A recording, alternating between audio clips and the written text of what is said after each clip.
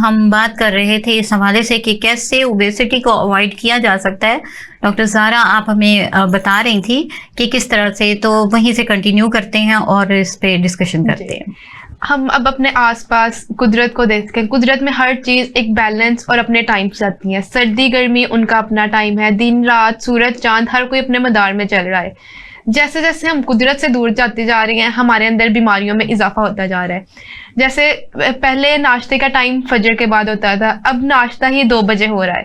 जब आप नाश्ता ही 2 बजे करेंगे, उसी लिहाज से आपका लंच टाइम लेट होगा, डिनर लेट होगा, जिससे सारी रूटीन खराब होने से ओवरऑल हमारा सारा साइकिल डिस्टर्ब होगा। कुदरत ने हमारे जिस्म के अंदर हर तरह के साइकिल, डाइजेस्टिव सिस्टम का अलग टाइमिंग है। हमारा स्लीप वेक साइकिल जब डिस्टर्ब होता है तब हमारे अंदर डिसऑर्डर्स पैदा होते हैं।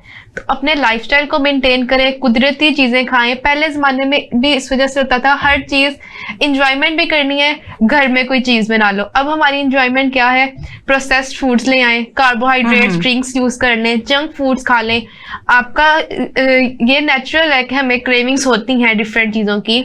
आप घर में बनाएं। आपने चिकन की कोई चीज़ बनानी है घर में, उसको अच्छे से आप कर फ्राई चिकन ले लें, कुछ ले लें, हफ्ते में 1 दिन आप उसका, लेकिन जो भी करें घर में। बाहर से कार्बोहाइड्रेट ड्रिंक्स, जंक फूड्स, इनसे अवॉइड करें।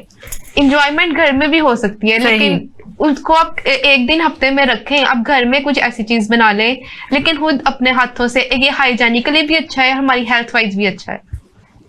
अच्छा डॉक्टर साहब, ये चीज़ है, अब जैसे ये बहुत ज़्यादा इशू है कि ओवर तकरीबन 60% जो यंग पर्सन्स हैं वो मोटापे का शिकार हैं। तो आपने जैसे बताया कि एक रूटीन ना होना भी मैटर करता है, यानी कि अगर हमारे खाने का एक टाइम मुकर्रर नहीं है तो ये भी एक इम्पैक्ट है। इस चीज़ को लोग फोकस ही नहीं करते और बॉदर ही नहीं करते इस चीज़ को। तो जहाँ ये बात है, मैं समझती हूँ कि स्लीप के हवाले से भी कुछ है, यानी कि नींद भी कोई इम्पैक्ट करती है इस पे। जी, जैसे कि पहले बात हुई है कि कुदरत ने सारे निज़ाम का एक टाइम मैनेज किया हुआ। जैसे स्लीप वेक साइकिल हमारे डिस्टर्ब होता है, हमारे हार्मोन्स डिस्टर्ब हो जाते हैं, क्योंकि स्लीप के दौरान भी बहुत से ऐसे हार्मोन्स हैं जो हमारे डाइजेस्टिव सिस्टम को मेंटेन करते हैं, हमारी पूरी सिस्टम्स को मेंटेन करते हैं। जब वो हार्मोन्स डिस्टर्ब होंगे, हमें स्ट्रेस आएगा, एंजाइटी आएगी। स्ट्रेस के दौरान डोपामिन रिलीज होगा, जिसकी वजह से हम ओवर ईटिंग की तरफ जाएंगे, हमें क्रेविंग्स होंगी चीज़ों की। तो इसलिए स्लीप वेक साइकिल इसमें बहुत इंपॉर्टेंट रोल अदा करता है।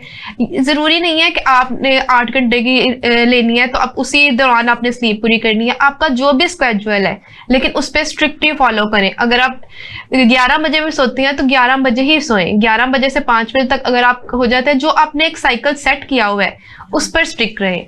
ये नहीं है एक दिन आप इतने बजे सो रही हैं, अगले दिन आप रूटीन चेंज कर रही हैं। ये बहुत बड़ा रोल अदा करता है। इससे हमारे हार्मोन्स स्ट्रेस के रिलीज होते हैं, और एंजाइटी की भी एक बहुत बड़ी वजह ये है। अच्छा डॉक्टर साहब, आपने बताया हमें कि हार्मोन रिलीज करते हैं और इससे जो है वो ओबेसिटी कॉज होती है, भूख लगती है बहुत ज्यादा।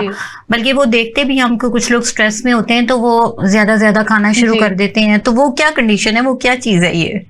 जब हमारे हार्मोन्स डिस्टर्ब होते हैं, जैसे कि पहले बात तो यह है कि हार्मोन्स डिस्टर्ब होने से डाइजेस्टिव सिस्टम डिस्टर्ब होता है।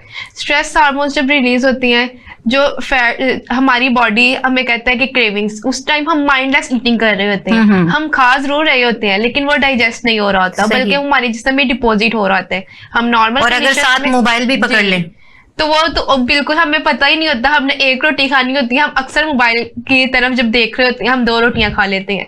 वो एक तो डाइजेस्ट हो जाती है, लेकिन जो हमने माइंडलेस ईटिंग की है वो हमारे बॉडी में डिपॉजिट हो जाएगी, जो कि ओबेसिटी का बाइस बनते हैं। सही, बहुत ज्यादा इंफॉर्मेटिव जो है आपने हमें बातें बताई।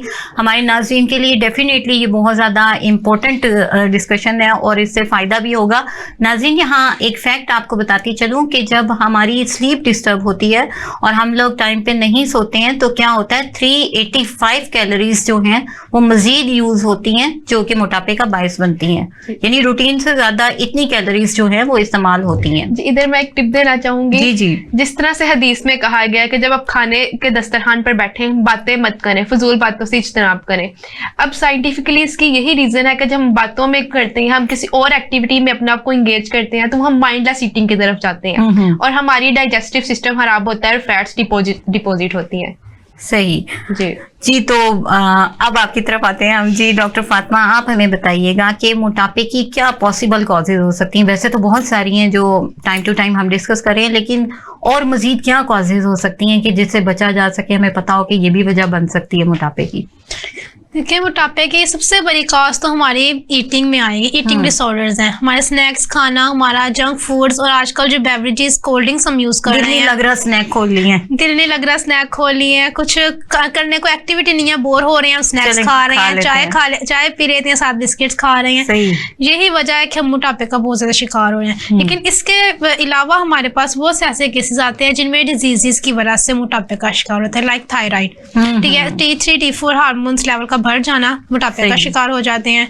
इसके अलावा हम बहुत से स्टेरॉइड्स यूज कर रहे हैं, आजकल कुछ भी मसला हुआ है घर में, जो भी मेडिसिन है वो खा ली, बस मोटापे का शिकार कर रहे हैं। उसके अलावा जो ये बर्थ कंट्रोल पिल्स यूज कर रहे हैं, ये हमारे मोटापे का शिकार कर रहे हैं। इससे बचना चाहिए। बर्थ कंट्रोल पिल्स कभी भी नहीं यूज करनी चाहिए, ना इंजेक्शन लगवाने चाहिए। ये आपकी बॉडी में फैट्स को डिपॉजिट करेंगे, ये कभी भी काम नहीं कर सकते हैं। यहाँ एडिशनली नाज़रीन मैं बताती चलूँ कि जैसा कि बताया डॉक्टर साहिबा ने कि फैट डिपॉजिट करेंगे, न सिर्फ फैट डिपॉजिट होंगे बल्कि आपके तमाम हार्मोन्स जो हैं वो इम्बैलेंस हो जाएंगे। ना सिर्फ फीमेल्स का जो है वो साइकिल डिस्टर्ब होगा, बल्कि क्या होगा कि आपकी बॉडी ओबेसिटी की तरफ चली जाएगी। जी प्लीज।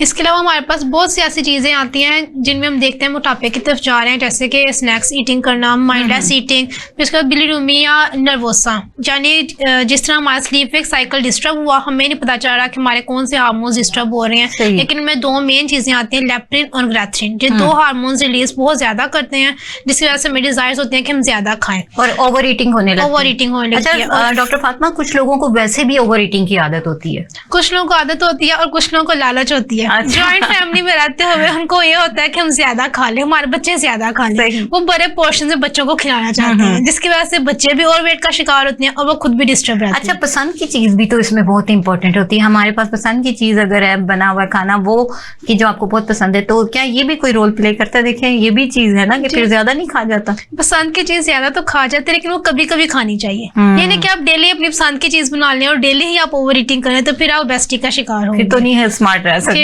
स्मार्ट रह सकते हैं। पसंद की चीज बनाएं, उसको थोड़ी क्वांटिटी में खाएं, मतलब वीक में आप एक दफा बना लें, 2 दफा बना लें, कम क्वांटिटी में खाएं और अपने आप को बैलेंस रखें। वॉक लाजमी कीजिए। ठीक हो गया।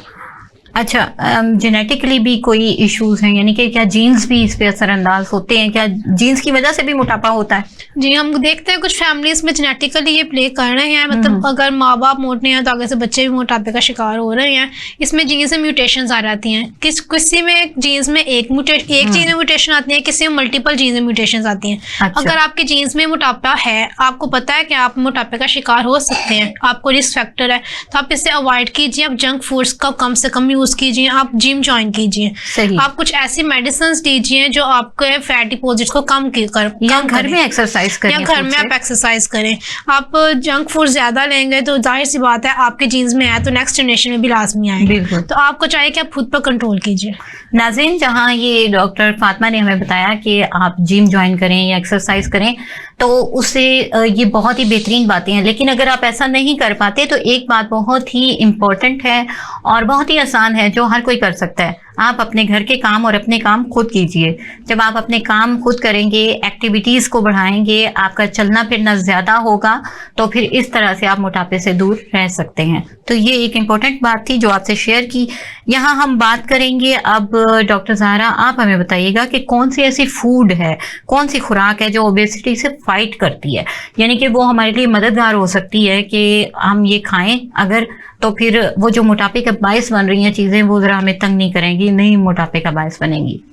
हमें बॉइल्ड चिकन खाना चाहिए। उसके अलावा एग वाइट आप जर्दी रिमूव कर दें, सिर्फ एग वाइट खाएं। उसके अलावा आपको पता है ओबेसिटी का शिकार हो गए हैं, आप अपनी लाइफ से फैट्स को रिमूव कर दें। उसके अलावा जो भी आप खा रहे हैं उनकी क्वांटिटी को भी कम कर दें। सुबह आधी रोटी खाएं, दोपहर को आप लंच ना करें बल्कि उसके बजाय सैलेड खाएं। सैलेड बहुत इंपॉर्टेंट रोल अदा करता है। ये आपके कार्बोहाइड्रेट्स, फैट्स को रिमूव करने में मदद देता है। उनको डाइजेस्ट करने में आसानी होती है और वो जो डिपॉजिट हुए होते हैं उनको भी तोड़ने में हेल्प करता है। इसी तरह आप गोश्त को कुछ देर के लिए अवॉइड कर दें। आप ऐसी प्रोसेस्ड फूड्स, इसकी बहुत बड़ी रीज़न ये भी है कि अब हमारे हाँ खाना होता है फ्रिज में रख देते हैं, उसकी वजह से भी ओबेसिटी का शिकार हो रही हैं। आप ताज़ा खाना बनाएं, ताज़ा खाएं, उनको फ्रीज ना करें। फ्रीज करने से हमारी माइक्रोवेव, फिर हम माइक्रोवेव में ओवन गर्म करते हैं, उसमें ऐसी रेज रिलीज होती हैं जो कि इन चीज़ों का सबब बनती हैं। बल्कि ओबेसिटी के अलावा भी बहुत सी बीमारियां, जैसे सबसे बड़ी कैंसर, कैंसर का सबसे बड़ा सबब भी हमारा माइक्रोवेव और हमारा फ्रिज है। बिल्कुल, माइक्रोवेव की हीट नाज़रीन और उसके साथ प्लास्टिक का जो कम्बिनेशन है, ये कैंसर के सेल्स को डेवलप करता है ना सिर्फ, बल्कि इसकी टेंडेंसी को बढ़ाता है बॉडी में, और वो कार्सोजेनिक किस्म के इंग्रेडिएंट्स को पैदा करता है जो हमारी बॉडी के लिए बहुत ही ज़्यादा नुकसानदेह होते हैं। तो नाज़रीन, आपको बताती चलूँ कि 58 मिलियन के करीब लोग जो हैं वो ओवरवेट हैं। तो अगर ओवरवेट की इतनी ज़्यादा तादाद है तो सोचें कि ओबेसिटी कितनी आसान है ओबेसिटी का हो जाना। तो इसको अवॉइड करना बहुत ही ज़रूरी है। हम इसीलिए आपको गाइडलाइन दे रहे हैं और हमारे साथ मौजूद हैं हमारे एक्सपर्ट डॉक्टर्स जो हमें बता रही हैं कि किस तरह से आप अवॉइड कर सकते हैं, कौन सी डाइट है जो ले सकते हैं। तो कोई ऐसी डाइट के हवाले से डॉक्टर साहब हमें बताइएगा कि वो अगर हम ऐसे जैसे कहवा यूज कर लेते हैं या यूं हम कोई चीज यूज करते हैं कि जो पता चले कि ये फैट बर्नर या फैट कटर के तौर पे काम करेगी, कुछ ऐसा जो है हेल्पफुल बताएं हमारे नाज़रीन के लिए। सिनेमन बहुत अच्छा काम करती है, यानी दालचीनी, और ये इजीली अवेलेबल होती है, हर किचन में होती है। आप इसका कहवा बनाएं, आप इसको अपनी रोजमर्रा की हांडी में यूज करें। लेकिन इसमें एक इधर प्रिकॉशन ये जरूरी है, जो लोग हाइपरटेंशन का शिकार हैं वो इसको बहुत कम मिकदार में इस्तेमाल करें, क्योंकि ये बीपी भी हाई करता है। लेकिन इसके अलावा बहुत से कहवे, आजकल कैमोमाइल टी है जो कि बहुत अच्छा इस पे काम करती है, रोल प्ले करती है। उसके अलावा डिटॉक्स वाटर है, डिटॉक्स वाटर आपकी जो एक्स्ट्रा फैट्स हैं उनको बर्न करती है। इसी तरह बहुत से और कहवे हैं। हम आपसे पूछेंगे डिटॉक्स वाटर के हवाले से भी बाद में कि आप हमें बताएं कि वो कैसे हम पी सकते हैं और किस तरह हमारी नाज़रीन जो है वो स्लिम हो सकते हैं। कहवा बनाए, इलायची अंदर दालचीनी ऐड करें, लेकिन किसी भी कहवे में आप चीनी ऐड, लेमन ग्रास का कहवा बहुत अच्छा है आपकी फैट्स को बर्न करने में, आपकी कैलोरीज को बर्न करता है ये, और आपको और ये वाले कहवे आपकी ब्यूटी को भी इनहेंस करते हैं। देखिए, बहुत ही खूबसूरत बात हमें पता चली कि डबल काम होगा, स्मार्ट भी होंगे और खूबसूरत भी होंगे।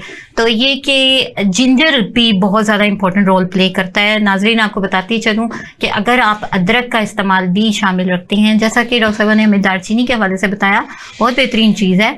और उसमें एक चीज़ और प्रिकॉशन है उसकी कि वो जहाँ यानी कि ब्लड प्रेशर को बढ़ा सकती है, वहाँ वो लोग जो हाइपो पेशेंट होते हैं, हाइपोग्लाइसेमिक होते हैं, जिनका जो है शुगर लेवल लो रहता है, वो प्रिकॉशंस के साथ इस्तेमाल करें, क्योंकि ये शुगर लेवल को कम करती है, शुगर के पेशेंट्स के लिए अच्छी होती है। तो इस चीज़ को मद्देनजर रखें कि ऑलरेडी अगर किसी का शुगर लेवल लो रहता है तो वो इसको ज़रा तरीके से इस्तेमाल करें। यानी कहने का मतलब ये है कि डॉक्टर के मशवरे से इस्तेमाल करें, किसी माहिर ग़िज़ाइयत के मशवरे से इस्तेमाल करें, खुद से ऐसा काम नहीं करना है। जी, मज़ीद इस हवाले से बात करते हैं, हम टिप आपसे बाद में लेंगे डिटॉक्स वाटर की।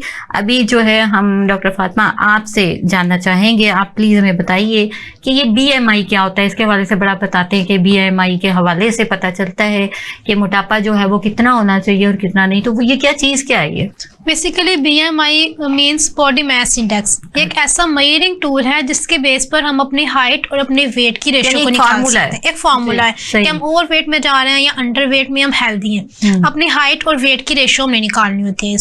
इसमें हम ग्राम्स में अपना वेट लेते हैं एंड अपनी हाइट को इससे रेशियो निकालते हैं।